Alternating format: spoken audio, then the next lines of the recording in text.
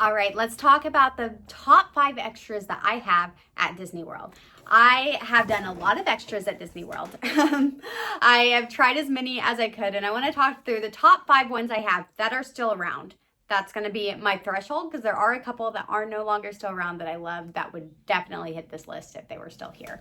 So the first one I'm going to talk about, you can actually only do during the holiday time, and that is the horse-drawn carriages over at Fort Wilderness. Now you can do the horse-drawn carriages throughout the year. However, they have a special one that they do during the holiday times.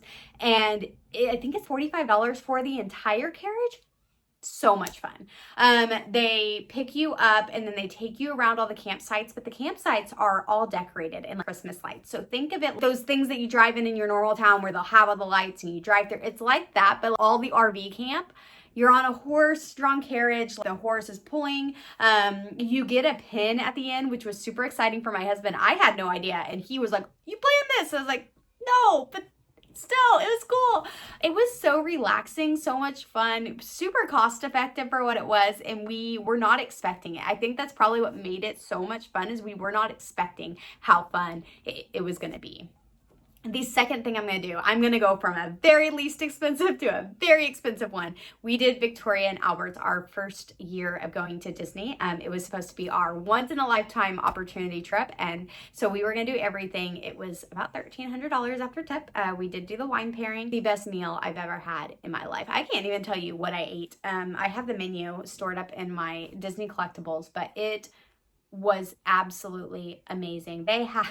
I felt more fancy than I've ever felt in my life. They had a little ottoman for my purse to sit on. The food was immaculate. They had the coffee at the end. I still remember. The only thing that it made me laugh, they're like, "This is a 4-hour experience." And so you'll get, if you want to do the wine pairing, it's 1 glass per course, and there's 10 courses, and they're like, so it's about 2 drinks an hour. You'll be fine. And I'm doing the math, and I'm like, 10 divided by 4 is not 2.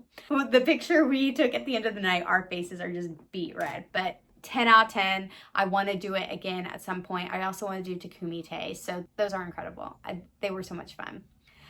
The third one I'm going to put as a group, and that is dessert parties. I have done all the dessert parties with the exception of the new one that's in Epcot. I have done Party at the Top, which is, I'd say dessert party, but there's more savory options at the top of, it's where California Grill is, but they have a side room. I've done the one in Magic Kingdom. I did them in Animal Kingdom and Hollywood Studios when they had them. I've never had a regret doing a dessert party. Having a roped off area for the fireworks is incredible. The food it's desserts. It's not anything that will blow you away, but it is really good. It's a really nice way to just wind down the night at the end of the day is what I will say. And like I said, that you're not fighting crowds. It's wonderful. I will always be a supporter of doing a dessert party. Next, for my next one, I am going to say is the La Cava experience over at La Cava del Tequila. It's actually at La Hacienda now. It is the tequila tasting that is in Mexico. I actually just did a video about this that's on my page. It's incredible. I am not a tequila person. I am not a liquor person. I don't even like mixed drinks. And they teach you how to drink it, how to understand the different tastes in it. They have ways that you can like your hands together, smell it, and it'll help you bring those aromas.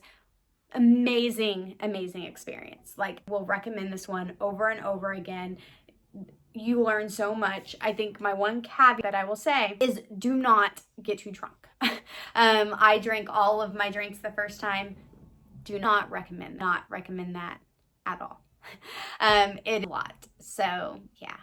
And then my favorite thing that I have done, the version that was at Animal Kingdom Lodge, I liked better. But since that one no longer exists, we're going to put this one on top. And that is the Savor the Savannah tour over at Animal Kingdom. You go up to the tour and they take you around. You have your own cart and they take you up to a boma that is in the middle of the safari ride. And you get wine, you get snacks, you get to hang out. You just get to chill and look at the animals. We did it in the rain, which is my only downfall to this tour. It wasn't great in the rain, but I would do it over and over again. Like I said, it was so relaxing and got to taste different African wines. They actually, and this is what I was alluding to at the beginning, they used to have one and we did it that was over at Chico, and they would take you through Animal Kingdom Lodge. I actually like that one better. It was a smaller truck. You got to taste Chico at the end, which Chico, incredible, amazing. We still do Chico many times on our other trips.